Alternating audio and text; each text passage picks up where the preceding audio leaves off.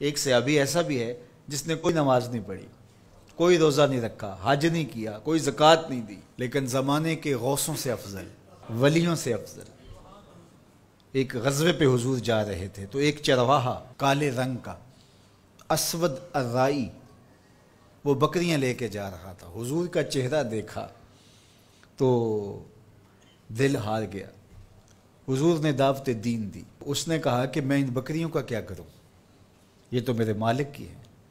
تو کہا کہ تم قلعے کے دروازے پہ جا کے اندر ہانک دو، جب آخری بکری چلی جائے تو تم واپس آ جانا۔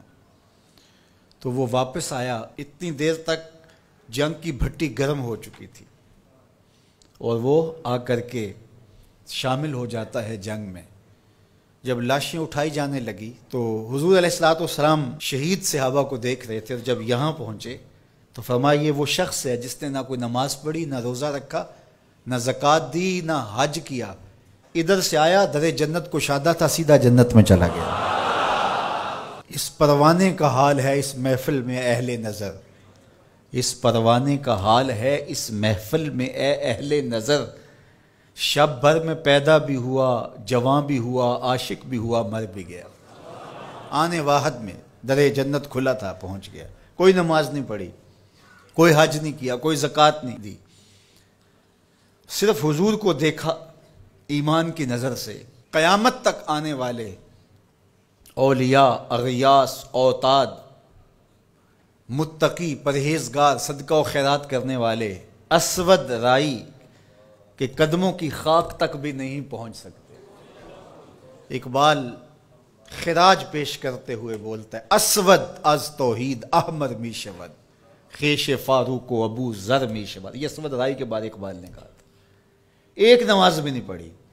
تو یار جس نے ایک نماز بھی نہیں پڑھی وہ تو اتنی عظمتوں کے معراج پہ پہنچا کہ کوئی اس کی عظمت کو چھو نہیں سکتا، اور جس کی راتیں سجدوں میں گزرتی تھیں اور صحبت رسول کا نور بھی پایا تھا، اس نے تو کوئی صدقہ نہیں کیا، اور جس نے سارا گھر لا کے حضور کے قدموں میں ڈال دیا۔ اس نے تو ایک حج نہیں کیا، اور جس کو حضور خود 9 ہجری کے اندر بھیج رہے ہیں حاجیوں کا امیر الحجاج بنا کے، انہوں نے تو کوئی روزہ نہیں رکھا۔ لیکن حضور علیہ السلام پوچھتے ہیں آج کون روزے سے ہے، تو ابو بکر کہتے ہیں میں نے رکھا ہے۔ فرائض تو فرائض رہے، نفلی روزے بھی جن کے جو ہے وہ قضا نہیں ہوتے، اور انہوں نے تو ایک نظر دیکھا اور مجمع عام میں حضور کو دیکھا۔ اس صحابی کی عظمت کا کیا کہنا جس نے 3 دن تک غار ثور میں دیکھا، تنہا دیکھا، گود میں لٹا کے دیکھا،